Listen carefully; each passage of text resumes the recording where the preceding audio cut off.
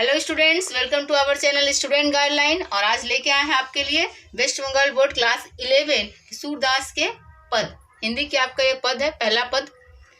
तो चलिए देखते हैं सूरदास के पद, जिन्हें लिखा है सूरदास जी ने। चलिए पद को पढ़ने से पहले कवि परिचय देख लें।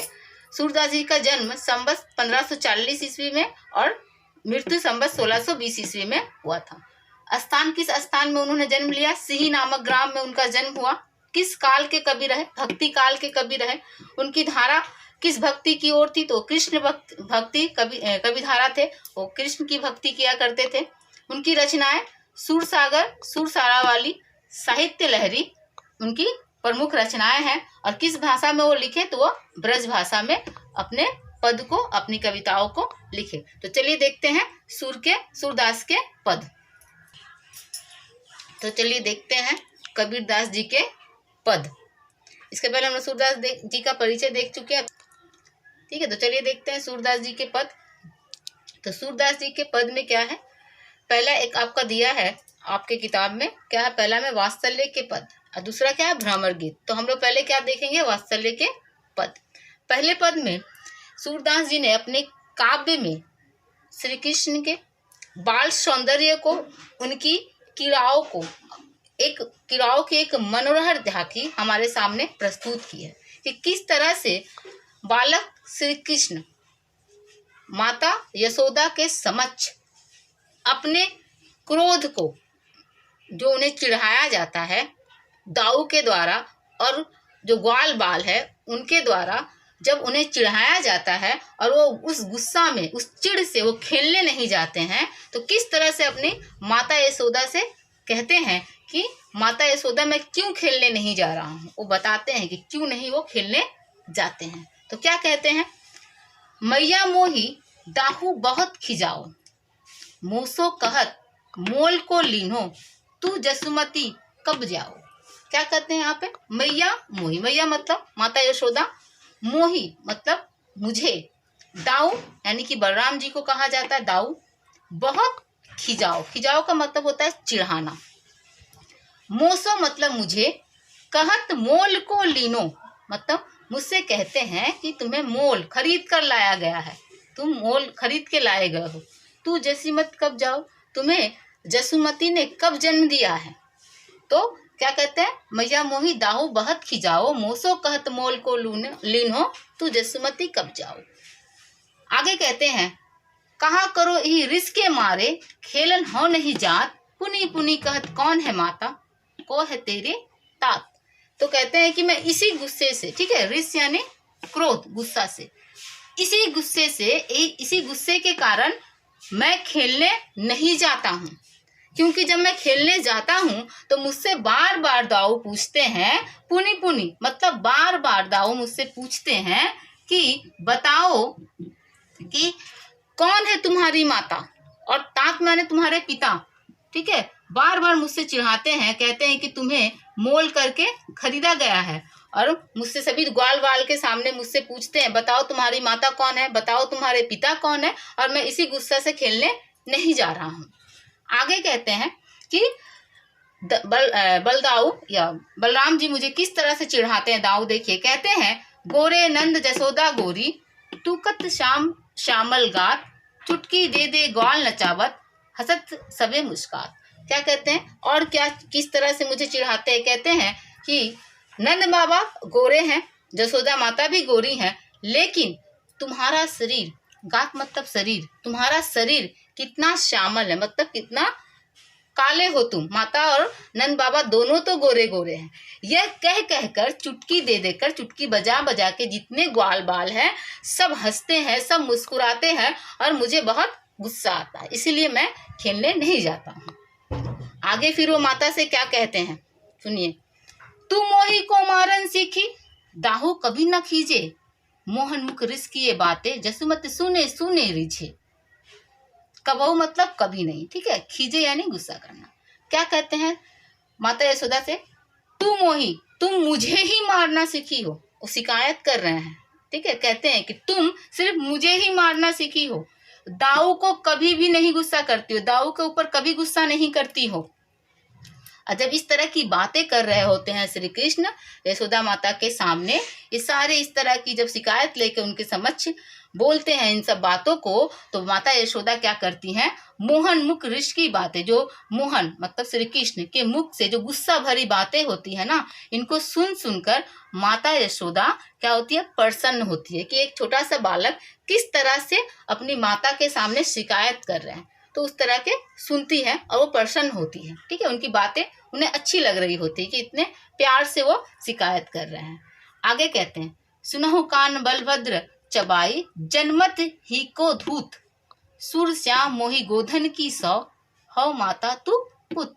अब वो कहते हैं, सुनो श्री कृष्ण, तुम तो जानते हो कि जो बलभद्र यानी कि बलराम बचपन से ही चुगली करते हैं और जन्म से ही वो धूर्त है, चालाक है। यहाँ पे कहते हैं सुरश्याम, सूरदास जी कहते हैं कि माता यशोदा अपनी इस बात को विश्वास दिलाने के लिए कहते हैं कि मैं गोधन की सौ, सौ का मतलब होता है कसम, ठीक है, कसम कि गोधन मतलब गाय, मैं, हे श्याम मेरी बात को सुनो, मैं गोधन की गाय की कसम खाकर कहती हूँ कि मैं ही तुम्हारी माता हूँ और तुम ही मेरे पुत्र हो। मैं तुम्हें कहीं भी खरीद कर कभी भी नहीं लाई, जन्म से तुम ही मेरे पुत्र हो और मैं ही तुम्हारी माता हूँ। बलराम और जो ग्वाल बाल है वो झूठ बोल रहे हैं। ठीक है, तो चलिए अगले पद को देखते हैं। चलिए आगे देखते हैं, आगे क्या कहते हैं, मैया मैं नहीं माखन खायो, ग्वाल बाल सब बैर परे हैं, बरबस मुख लपटायो, देख तू ही छीके दही माखन, ऊंचे धरी लटकायो, हो जो कहत नान्हे कर, अपने में कैसे कर पायो, मुख दधी पोछी बुद्धि एक किन्हई, दोनों पिट दुरायो, डारी साटी मुस्काही जसोदा, समहि कंठ लगायो, बाल विनोद मुद मन मोहनो, भक्ति प्रताप दिखायो, सूरदास जसीमती को यह सुख सिर्फ बिरची नहीं पायो। क्या कहते हैं यहाँ पे जो प्रसंग है, ये प्रसंग क्या है कि जब श्री कृष्ण, बालक श्री कृष्ण माखन चोरी करके खाते हुए पकड़े जाते, रंगे हाथों पकड़े जाते, जब वो माखन को चुरा कर खा रहे होते हैं तो माता यशोदा के द्वारा पकड़े जाते हैं, तो अब वो क्या बहाना करेंगे, तो कहते हैं मैया मैं नहीं माखन खाए। वो कहते हैं कि नहीं नहीं, माता यशोदा से कहते हैं कि माँ मैंने माखन को नहीं खाया है। तो श्री कृष्ण से वो पूछते हैं कि चूंकि अभी भी श्री कृष्ण के मुख पर माखन लगे हुए हैं, तो पूछते हैं, माता यशोदा पूछती हैं तो बताओ कि तुम्हारे मुख में कहाँ से माखन आ गया है। तब वो क्या कहते हैं, ग्वाल बाल सब बैर परे हैं।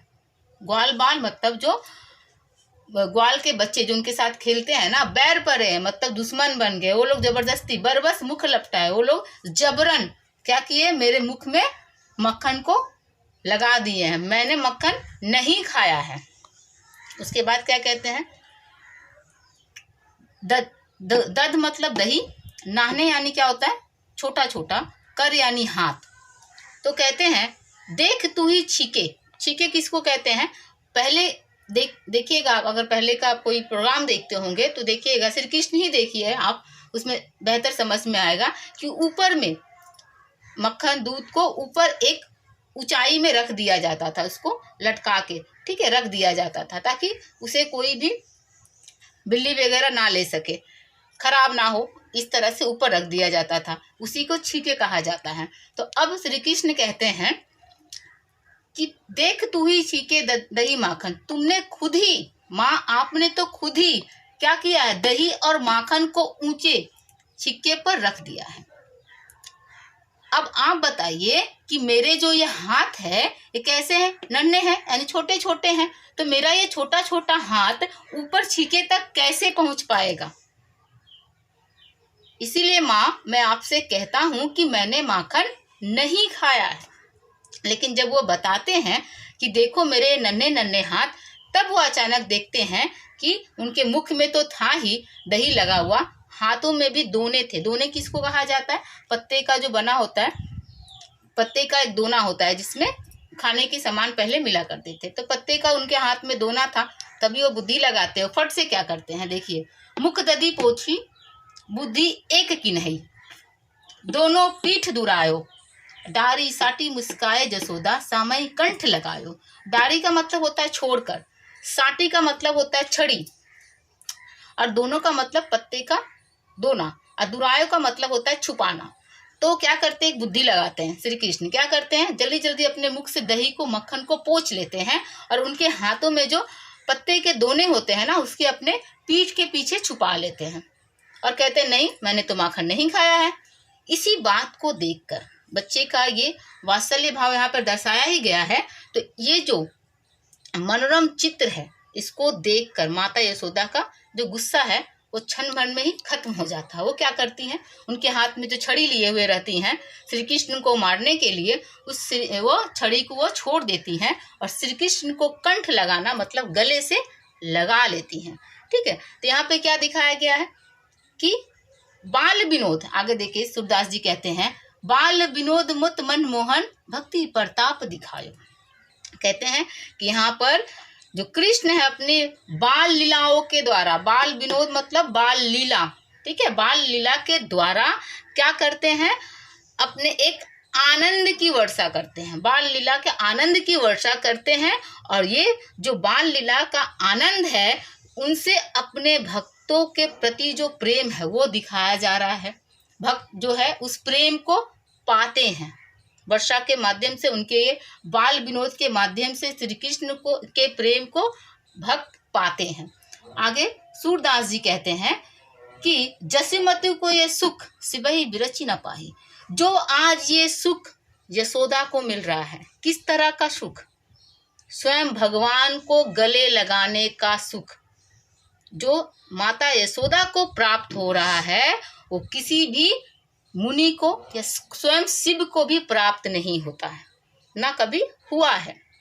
एक स्वयं भगवान श्री कृष्ण क्या करते, एक बाल रूप में आकर माता यशोदा के गले लगते हैं, उनसे प्रेम दर्शाते हैं, जताते हैं। इस प्रेम को कोई भी ऋषि मुनि या शिव कभी भी अपने जीवन में प्राप्त नहीं कर पाते हैं। वो कठिन प्रेम माता यशोदा को प्राप्त है। तो उम्मीद करती हूँ कि आपको सूरदास के पद समझ में आ गया है। अगर आपको किसी तरह की कोई परेशानी हो तो कमेंट बॉक्स में कमेंट करें। वीडियो को देखने के लिए धन्यवाद।